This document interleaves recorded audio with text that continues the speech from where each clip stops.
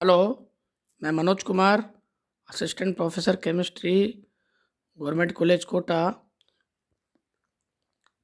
हमारा रासायनिक बंध टॉपिक चल रहा था, जो कि इनऑर्गेनिक केमिस्ट्री का यूनिट नंबर 3 में आता है। बहुत ही सारगर्भित बात यह है कि संकरण, जिससे भी आप पहले से ही परिचित हैं, परंतु यहाँ पर क्या है कि इसकी महत्ता जो इसलिए बढ़ जाती है कि ये कई यूनिट के अंदर दिया गया है। कम से कम 20 नंबर या से 25 नंबर तक का ये कोर्स आता है। संकर्ण किसी भी प्रकार से पूछा जा सकता है, ज्यामिति के हिसाब से पूछा जाता है, आकृति के, संकर्ण, बंध कोण, है ना, और स्टेबिलिटी ऑफ द मॉलिक्यूल्स, इन सब के बारे में, संकर्ण के बारे में अध्ययन करते हैं। सबसे पहले हम जानते हैं संकर्ण क्या है। देखिए, संकर्ण जो है उसके बारे में मैंने पहले आपको 3 नोट्स प्रोवाइड कराए हैं। ये आपका जो है मेरे हाथ के बनाए नोट्स हैं। इससे पहले वाला जो अभी 3 PDF हैं आपके पास, एक किताब का है और एक रेफरेंस बुक का होता है, जो कि आपके कंपटीशन एग्ज़ाम में जो आती है उसके नोट्स हैं। तो आप अच्छी प्रकार से समझ सकें, किसी प्रकार से आप समझ सकें, लिख सकें, और आप इस बात को समझ सकें कि आपका जो संकर्ण है वो क्या है। तो देखिए, सबसे पहले हम देखते हैं कि संकर्ण वह क्रिया है, संकरण वह क्रिया है जिसमें अणुओं के केंद्रीय परमाणु के लगभग समान ऊर्जा व आकृति के परमाणु कक्षक मिलकर समान संख्या में समान ऊर्जा व समान आकृति के नए परमाणु कक्षक बनाते हैं। इन्हें संकर कक्षक कहते हैं और इस क्रिया को संकरण कहते हैं। संकरण पोलिंग द्वारा प्रस्तावित एक काल्पनिक सिद्धांत है एवं प्रायोगिक तथ्यों के अनुरूप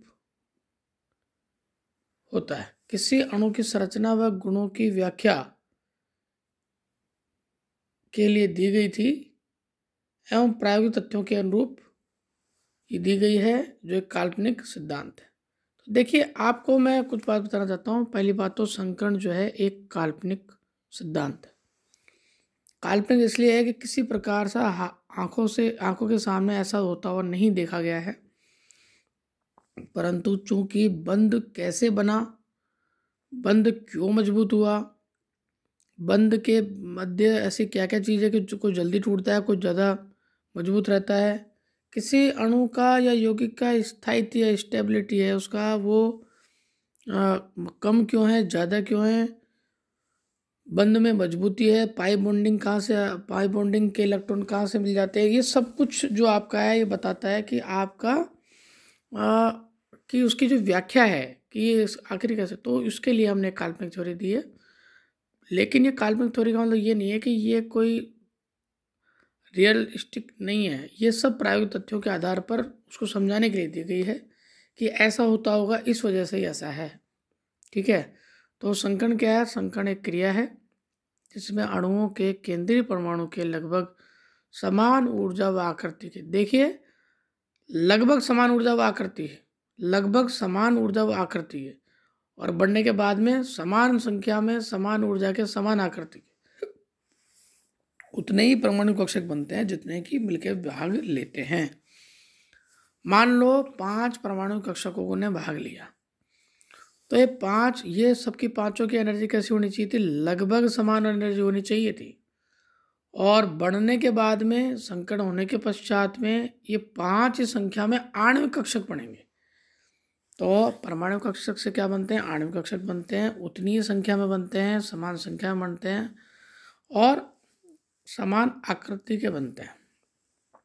लेकिन यहाँ लगभग नहीं है, यहाँ समान है, और भाग लेने वाले में क्या था? लगभग था।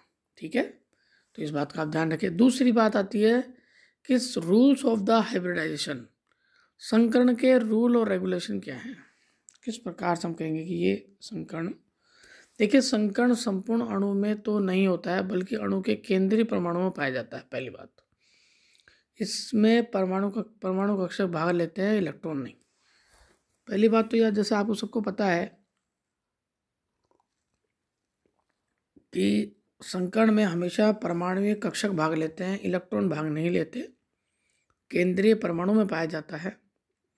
और केंद्रीय परमाणु में इसलिए होता है क्योंकि इसके चारों तरफ क्योंकि इसमें सेंट्रल एटम होना आवश्यक होता है। देखिए, इसमें केंद्रीय परमाणु के संयोजकता कोश में लगभग समान ऊर्जा व भिन्न आकृति के परमाणु कक्षक भाग लेते हैं एवं बाद में समान ऊर्जा समान आकृति के नए परमाणु कक्षक उतनी संख्या में बन पाते हैं। नंबर 3, संकर कक्षकों की संख्या केंद्रीय परमाणु के संकरण में भाग लेने वाले परमाणु कक्षकों की संख्या के अनुरूप या बराबर ही होती है। नेक्स्ट है, सहसंयोजक यौगिकों में केंद्रीय परमाणु के पूर्ण रूप से भरे या आधे भरे या रिक्त, देखिए केंद्रीय परमाणु के पूर्ण भरे भी भाग लेंगे, आधे भरे भी भाग लेंगे या रिक्त भी भाग लेंगे और कोई भी कक्षक भाग ले सकता है इसका अंदर में। संकरण के पश्चात इन नए बने कक्षकों में इलेक्ट्रॉनों का इस प्रकार से बंटवारा होता है कि अयुग्मित इलेक्ट्रॉनों की संख्या अधिकतम रहती है। तो आपने क्या किया कि पूर्ण भरे, आधे भरे या रिक्त या कोई भी कक्षक भाग ले सकते हैं। संकरण के पश्चात इन नए बने कक्षकों में है ना इलेक्ट्रॉनों का इस प्रकार से बंटवारा होता है कि अयुग्मित इलेक्ट्रॉनों की संख्या अधिकतम रहती है। अर्थात पेयरिंग होना जरूरी नहीं है, अनपेयर्ड इलेक्ट्रॉन होना ज़्यादा इंपॉर्टेंट। अधिकांशतः संकर कक्षक एक समान होते हैं किंतु त्रिविमीय आकाश में उनका विन्यास एक दूसरे से भिन्न हो सकता है। ठीक है, संकरण के प्रकार से किसी अणु की ज्यामिति व बंध कोण एवं बंध दूरी इत्यादि के बारे में कंप्लीट इंफॉर्मेशन दी जा सकती है। ठीक है, नेक्स्ट पॉइंट, संकरित कक्षक अधिक जो होते हैं ना दिशात्मक होते हैं। मैंने बताया था दिशात्मक आपको, है ना, निश्चित ज्यामिति इनकी फिक्स होती है, अतः असंकरित कक्षकों की तुलना में ये प्रबल व मजबूत बंध होते हैं। संकरित कक्षक केवल सिग्मा बंध व एलपी ही रखते हैं, लोन पेयर और सिग्मा बंध ही रखते हैं। पाई बंध निर्माण में प्रयुक्त होने वाले कक्षक संकरित नहीं होते हैं। तो ये सारे इसके क्या थे, रूल रेगुलेशन थे।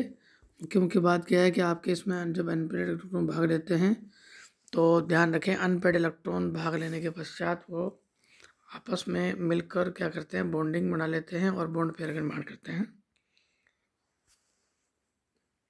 इस संकरण जो होते हैं कितने प्रकार के होते हैं, कितने कितने होते हैं, देखिए मैंने सारा कंप्लीट एक ही प्लेटफॉर्म पर इसको ला दिया है। संकरण किस प्रकार से आप निकालेंगे, कैसे उनकी आकृति होती है, विशेषता क्या होती है, संरचना क्या होती है। देखो बच्चों, आप सब एक तरह से बिल्कुल निश्चित होकर समझो कि देखिए S और P बराबर 2, अर्थात एक S और एक P। ठीक है, दो ने भाग लिया, दो, एक परमाणु कक्षक का तो S था, दूसरे परमाणु कक्षक का P था, और हाइब्रिडाइजेशन करने के बाद में क्या बन गई, ये SP। ठीक है, क्या बन गए, SP बन गए।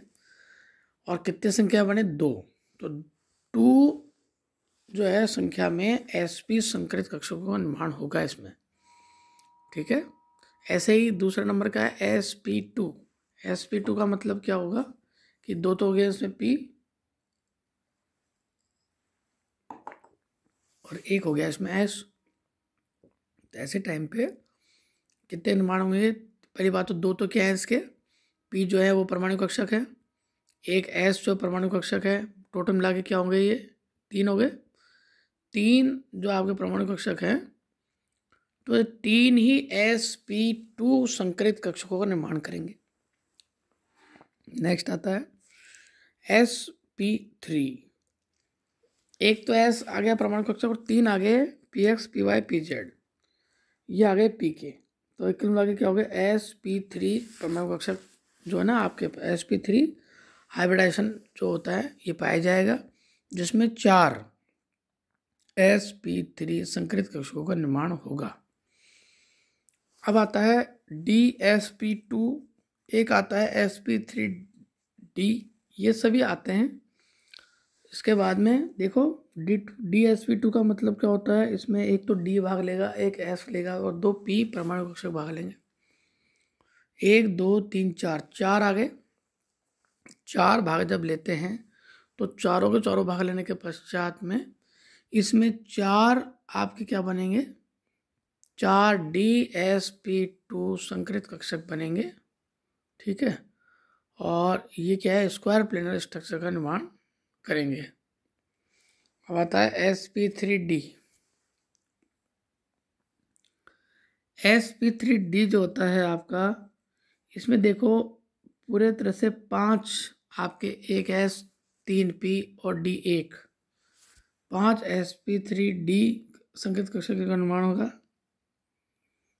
आणविक कक्षक का जो निर्माण है ना, आणविक कक्षक जो बनेगा वो अपना में क्या कहलाएगा, sp3d कहलाएगा इसमें। और इस प्रकार के कितने होंगे, 5 होंगे।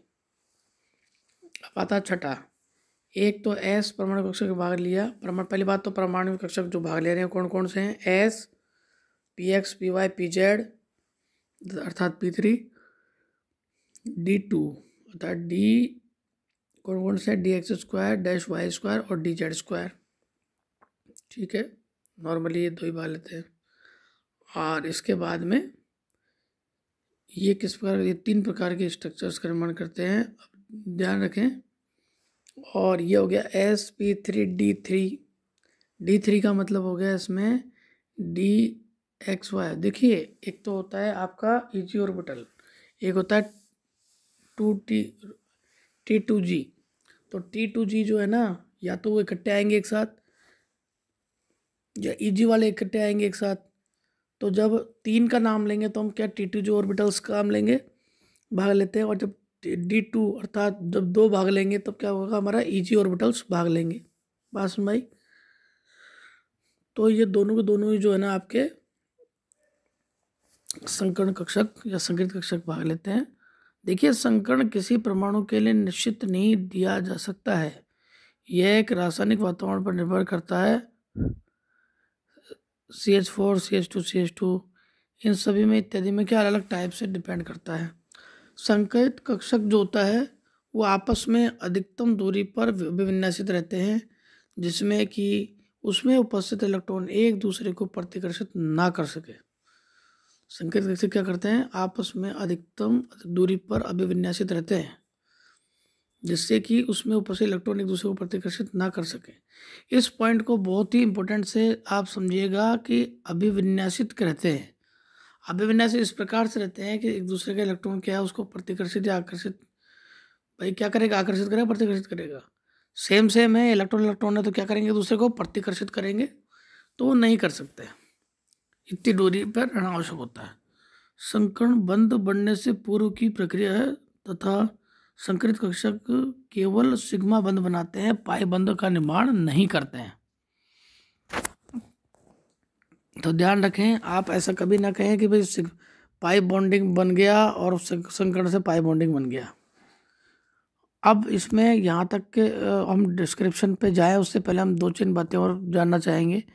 आपको सबसे पहले ये जानना आवश्यक है कि संयोजकता इलेक्ट्रॉन जो होता है या संयोजी इलेक्ट्रॉन जो होता है आपके कितने कितने होते हैं। तो ध्यान रखें, जो ये वर्ग है लिथियम का, बेरिलियम का, बोरोन का, कार्बन का, नाइट्रोजन का, ऑक्सीजन का, फ्लोरीन का, नियोन का, इस पूरे वर्ग के अंदर संयुक्त इलेक्ट्रॉन क्या होते हैं, लगभग वही होते हैं जो इसके स्वयं के होते हैं। अर्थात लिथियम का 1, तो लिथियम के नीचे वाले जितने भी होंगे संयुक्त इलेक्ट्रॉन क्या होंगे, उसका 1 होगा। बेरिलियम के 2 होंगे, बोरोन के 3 होंगे, और बोरोन के नीचे वाले जितने भी उन सबके भी क्या होंगे, 3 ही होंगे। हमेशा ऑक्सीजन डबल बॉन्ड और ट्रिपल बॉन्ड से ही बंधित होगा। हमेशा जो ऑक्सीजन होता है, कभी भी आप डबल बॉन्ड या और नाइट्रोजन को क्या आप ट्रिपल बॉन्ड से बंधित करेंगे।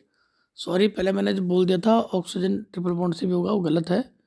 हमेशा ध्यान रखें, ऑक्सीजन नाइट्रोजन के लिए एक बात आती है कि कभी भी आप जब भी इसको बॉन्डिंग में बॉन्ड से बनाएंगे तो ऑक्सीजन हमेशा डबल बॉन्ड से और नाइट्रोजन हमेशा ट्रिपल बॉन्ड से बंधित हो करेंगे। और उसके पश्चात ही क्या किसी जो कक्षक या जो अणु कक्षक होगा उसमें पार्टिसिपेट करेंगे। यौगिक के अंदर जब भी ये डबल और ट्रिपल बॉन्ड में रहेंगे तभी जाकर हम क्या करेंगे, तभी जाकर ये सर्वाइव उसमें कर पाएंगे। इसमें ध्यान रखें, एक हमेशा अच्छा डबल बॉन्ड अच्छा ट्रिपल बॉन्ड हो, एक तो हमेशा उसका बॉन्ड पेयर होगा या उसमें क्या होगा, सिग्मा बॉन्डिंग होगा।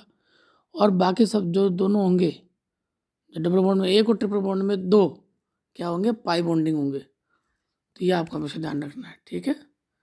एक चीज़ हमेशा ध्यान रखें, संकरण में कभी भी आप किसी प्रकार का तुक्का ना लगाएं, क्योंकि ये बहुत ही क्लियर साफ सुथरा जो है समझने वाली चीज़ है। आप उसको समझ के आराम से याद करें। डिस्क्रिप्शन जो भी है एक एक का मैं अगले टॉपिक में लेता हूँ आपका, ठीक है। तब तक के लिए गुड बाय।